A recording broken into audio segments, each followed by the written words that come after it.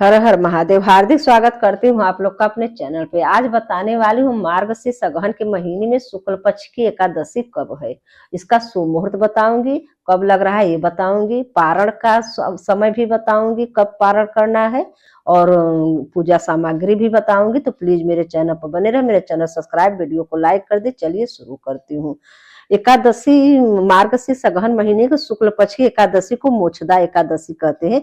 इस दिन भगवान विष्णु लक्ष्मी जी की पूजा की जाती है और व्रत रखा जाता है, और इसे करने से सद्बुद्धि, सुख, समृद्धि, जीवन की बाधाएं से मुक्ति मिलती है, पितरों को शांति मिलती है, ग्रह दोषों से राहत मिलती है। बेहद कल्याणकारी ये मोक्षदा एकादशी है। और ये लग कब रहा है? 1 दिसंबर 2025 में सोमवार को मनाई जाएगी। ये कब लग रहा है पहले ये मैं आप लोग को बता दूं। ये 30 नवंबर को दिन है, रविवार का दिन 2025 में शाम को 4:10 पर लग जा रही एकादशी, जो कि अगले दिन सोमवार को 1 दिसंबर है। उस दिन एकादशी 2:25 तक रहेगी एकादशी।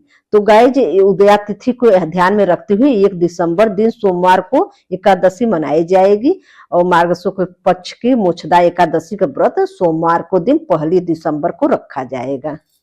आगे मैं पारण का भी मुहूर्त बता दूं। पारण का समय है या गाय जी 2 दिसंबर को दिन मंगलवार पड़ रहा है, जो कि उस दिन प्रदोष व्रत, जो प्रदोष व्रत रहेंगे वो प्रदोष व्रत भी रहेंगे।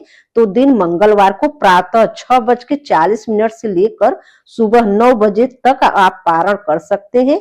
और इसके बाद जैसे कहीं फंस गए हैं, कहीं बाहर गए हैं, नहीं आ पा रहे हैं, तो आप 12:05 तक आप पारण, द्वादशी तिथि रहेगी और पारण द्वादशी तिथि में ही किया जाता है। तो 12:05 तक द्वादशी रहेगी, तो आप द्वादशी में 12 बजे तक आप पारण कर सकते हैं। तो गाइज मैंने आपको लोग को जानकारी दी, और पूजा कैसे करना है, क्या क्या सामग्री चाहिए, ये भी आप लोग को नोट करा दूं। तो आप पूजा की सामग्री नोट कर लीजिए। मोक्षदा एकादशी पूजा के लिए भगवान विष्णु लक्ष्मी जी की प्रतिमा चाहिए, और मतलब प्रतिमा ले लीजिए, आप फोटो ले लीजिए, गंगा जल, पीले वस्त्र, सफेद वस्त्र। आप पीले वस्त्र ले लीजिए या सफेद वस्त्र। आप पीले ले लीजिए, विष्णु जी को पीला बहुत पसंद है, तो पीले लीजिए। दीपक, घी, रुई तेल की, मतलब कि आप अगर तिल का तेल ले रही हैं, घी नहीं है या मतलब नहीं इंतजाम हो पा रहा है, तो आप अगर तिल का तेल ले रही हैं तो उसमें इत्र, जरा सा 1 बूंद इत्र डाल लीजिएगा। धूप बत्ती, अगरबत्ती, चंदन, हल्दी, पीले फूल, तुलसी दल, पंचामृत जरूर बनाना है आप लोग को। पंचा जो समय का फल है, केला, मिठाई आप अपने घर पर ही बना लीजिए, नहीं तो मिठाई आप मार्केट से मंगा। तो आप अगर मिठाई मंगा रहे हैं तो उसमें केसर जरूर डालिएगा। केसर विष्णु जी को बहुत पसंद है, और केसर थोड़ा सा 1 पत्ता घिस कर आप उनका चंदन भी लगा दीजिए विष्णु जी को, तो ये स्वर्ण चंदन बोला जाता है। तो ये आप केसर का भी इंतजाम करें। अक्षत और चावल, कुमकुम, रोली, ये सब आप माता लक्ष्मी के लिए अक्षत छिड़का जाता है अपने सौभाग्य के लिए, धन के लिए। तो रोली, कुमकुम और सिंदूर माता लक्ष्मी के लिए, ये सब।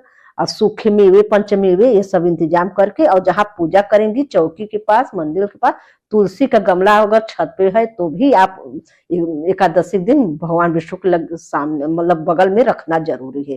तो जो तुलसी का पौधा वो भी आप रखकर तभी एकादशी का पूजा कीजिए, इससे शुभ फल मिलता है।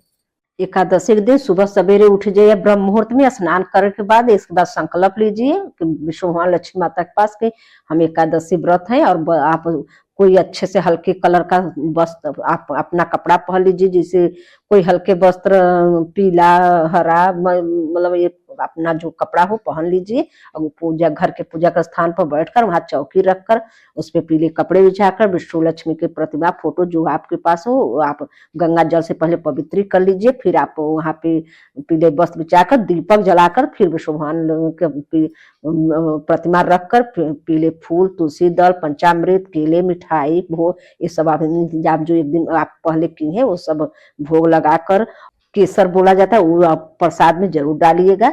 और भोग लगाते हुए आप ये निर्जल व्रत कर सकते हैं, और फलहारी भी आप कर सकते हैं। ओम नमो भगवते वासुदेव का मंत्र जपते हुए पूजा करनी है। इस दिन हो सके तो गीता का पाठ अत्यंत शुभ माना जाता है। इससे पितृ बहुत प्रसन्न होते हैं, उनको ये समर्पित हो जाती है। तो इसलिए आप अवश्य पढ़े इसे गीता का पाठ। शाम के समय फिर दीपक जलाकर भगवान विष्णु, माता लक्ष्मी की आराधना करें। आराधना करें, उनका वो भजन गाइए, आरती करिए। और अगर रात में आप जागरण कर सकती है तो करें, नहीं तो 1-2 घंटा तो जरूर ही भजन कीर्तन करें, स्मरण करें भगवान का, कई गुना फल मिलता है। और द्वादशी तिथि पर आपको पारण करना है, जिसका मैं शुभ मुहूर्त बता दी हूँ। तुलसी डाल का पारण करना हो तो उससे करिए, चावल डाल का करना उससे करिए। अगर कोई जो बहुत लोग प्रदोष व्रत भी रहती होंगी, अगर जैसे एकादशी व्रत भी है, प्रदोष भी है, तो तुलसी दल डालकर अपना पारण कर लीजिए, उससे मतलब पूर्ण फल मिलेगी। और क्योंकि 2 व्रत नहीं रहा जाता एक बिना पारण किए, तो इसलिए मैं बोल रही तुलसी दल डालकर ही तब प्रदोष पारण करने के बाद ही प्रदोष का पूजा प्रारंभ करें। गाइज मैंने शुभ मुहूर्त वगैरह, पारण का शुभ मुहूर्त सब कुछ बता दिया आपको। मैं उपाय बता दूं आप लोग को। तो गाइज उपाय एकादशी पर जरूर करिएगा। शिव जी का उपाय है, अगर जैसे कि आपको कोई परेशानी है, पैसा आ रहा है घर में और टिक नहीं रहा है, दवा वगैरह में न कोई परेशानी आ रही है, वेतन आ रहा है, खर्च हो जा रहा है, इस सब के बारे में एक उपाय आप लोग को बता दूं। उपाय है कि आप, इस शिव जी का उपाय है, 1 लोटा जल ले लीजिए, गंगा जल मिलाकर 1 लोटा जल ले लीजिए, उसमें 7 बेलपत्र डाल लीजिए, 7 बेलपत्र डाल लीजिए। और वही बेलपत्र आप ले जाइए, पहले नंदी जी आगे ही मिल जाएंगे, तो नंदी जी के पैर पर जो जल है वो पूरा चढ़ा दीजिए। और जो बेलपत्र है जाकर अंदर शिव जी को समर्पित करते हुए अपने मन का बात बोलिए, जो भी आपकी मनोकामना है। और मेरे घर में रुपया मतलब नहीं आ रहा है, खर्च हो जा रहा है, इस सब के बारे में शिव जी से बोलिए कि मेरी जो मनोकामना हो वो बोलते हुए बेलपत्र समर्पित करिए, और जो मेरे घर में बड़ी बरकत हो।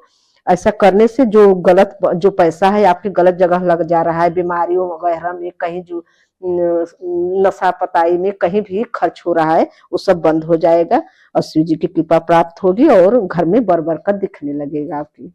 तो ये उपाय आप एकादशी के दिन जरूर करिए। और गाइज आज कथा मैं अगले वीडियो में सुनाऊंगी, इस मोक्षदा एकादशी व्रत का कथा मैं अगले वीडियो में बनाऊंगी। ये वीडियो में इसलिए नहीं बनाई कि वीडियो लंबी हो जाएगी, और इसलिए, और नहीं तो हर बार मैं सुमुहूर्त और कथा सब एक ही वीडियो बना देती थी, इस बार मैं अलग बनाऊंगी। कमेंट में आप लोग विष्णु लक्ष्मी माता का जयकारा जरूर लगाइएगा। और रखती हूँ, जय श्री कृष्ण, राधे राधे, हर हर महादेव, धन्यवाद।